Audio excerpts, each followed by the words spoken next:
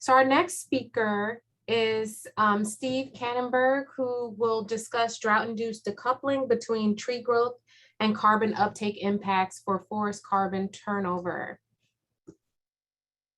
Awesome, thanks. Let me get this up here.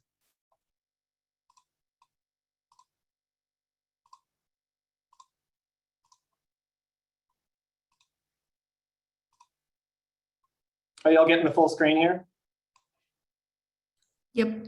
Good. Okay, cool. So yeah, thanks to you all for being here. It's nice to see such awesome turnout for this meeting. Yeah, so I want to start off by saying something that might be really painfully obvious for a lot of you, and that's that drought impacts and any sort of drought recovery processes are a really massive uncertainty in the forest carbon cycle. And this is due to a lot of different reasons that I'm sure you're all very familiar with, but a really big part of this uncertainty is due to kind of a fundamental lack of knowledge of how drought impacts scale from individual trees all the way up to whole forests and even regions or larger.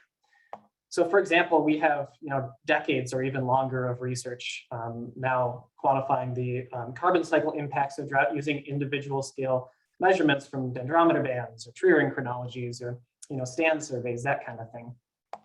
And we also have decades of studies looking at the drought impacts on the carbon cycle through remote sensing products or model output or networks of flux towers.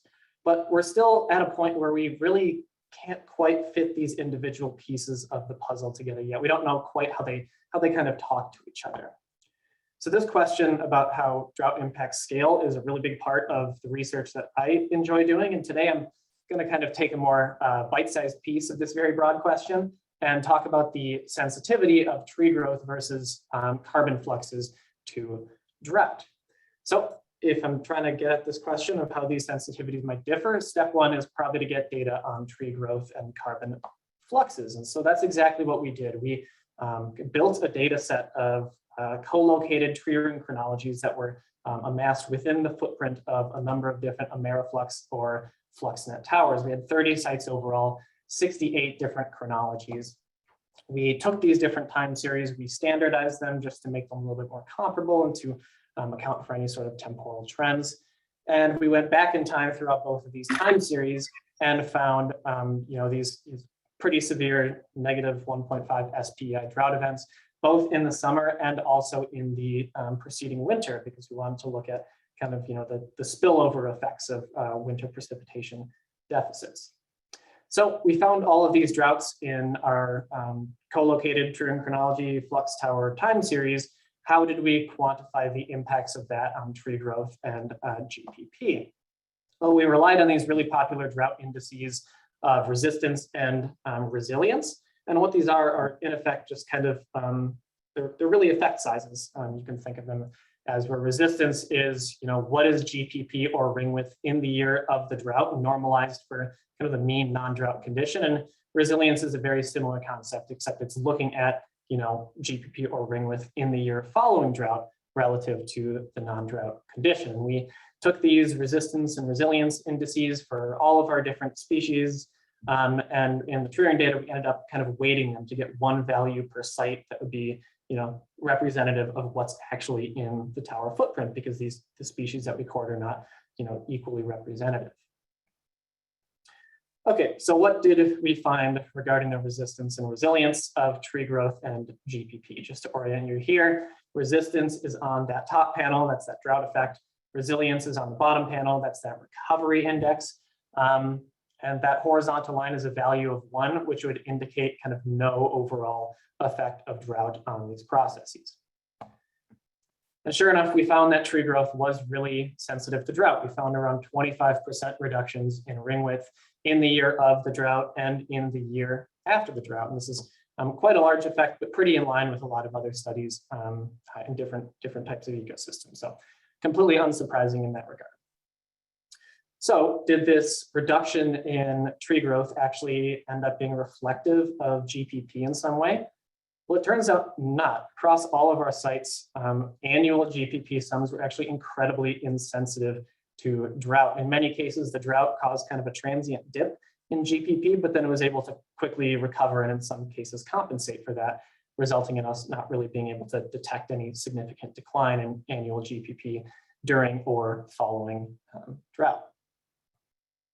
And I'll note too that this result was replicated across both of our different drought types, which is really striking to see such an impact of a winter precipitation deficit or a winter drought on tree ring widths the summer following, where there wasn't actually any sort of drought condition.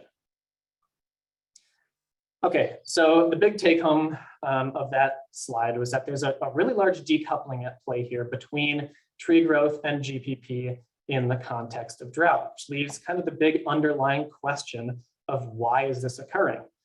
There are a ton of different reasons why this could occur, but in the interest of time, I'm just going to highlight what we think is kind of the most promising mechanism for this, and one that we have a lot of data to support, and that is carbon allocation away from radial tree growth towards some other pool, whether that's active carbon allocation, meaning that there's some sort of prioritization of carbon towards other pools in order to help buffer against the effects of drought or recover from drought, or if that's some sort of passive carbon allocation due to just a higher sensitivity of wood production to drought than photosynthesis, so that carbon is just kind of spilled over into some other pool because you can't grow wood. So does this allocation of carbon away from radial growth actually matter for the carbon cycle? I would argue probably it does. Just, GPP is not significantly reduced, but that carbon is going somewhere besides tree rings, which means it's almost necessarily going towards pools with shorter residence time, so that those pools will lose their carbon out to the atmosphere much faster. They're cycling a lot quicker. So we wanted to kind of explore the scenarios that would happen if that carbon was allocated towards other structural pools. And we wanted to understand what that active allocation process might, what effect that might have on whole forest carbon turnover time, which is just the amount of years it takes for all the carbon in the forest to kind of cycle out of the ecosystem. So we got whole forest biomass carbon data for all our sites. We use species composition estimates, allometric equations, plant traits to allocate that carbon out to all of the different species at each of our sites, and these four main structural pools within each species in our sites. And once we did that, we took our observations of resistance and resilience. We calculated how much carbon that decrease in tree ring width actually represents. And then we allocated it to foliar or coarse root or fine root pools and calculated whole forest carbon turnover time under those different scenarios. And sure enough, we found that no matter the scenario, there were decreases in forest carbon turnover time. That's what you're seeing on the y-axis here. X-axis is just those different allocation scenarios. And so depending on the type of drought and where that carbon was allocated, we found around a 1 to 4% decrease in whole forest carbon turnover time. And it was especially large if that carbon was allocated towards foliar pools because they turn over very quickly.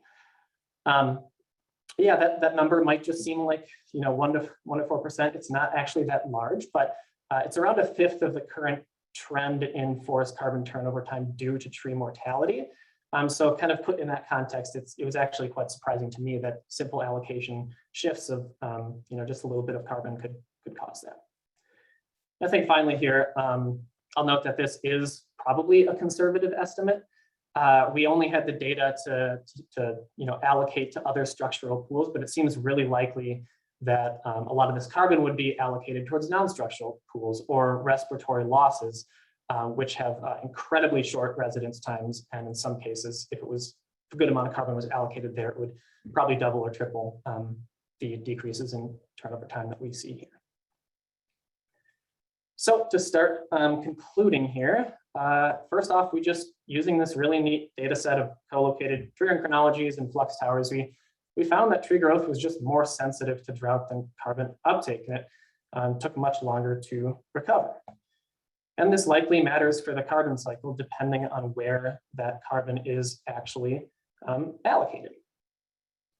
As a final broader point here, even if you don't care about drought or tree growth, I think there's a really important kind of underlying point here, and that's that there's huge value in measuring and also I would say sharing and making it available and making it known that it's out there.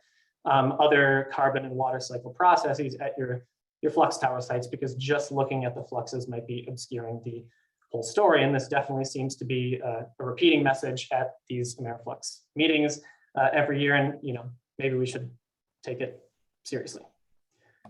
So as a final plug here, we're working on expanding and exploring formalizing this data set. So if you or anyone you know has collected tree ring chronologies at flux tower sites where there's a significant overlap, shoot me an email. Thanks, Steve. That was a great talk. And you really kept that time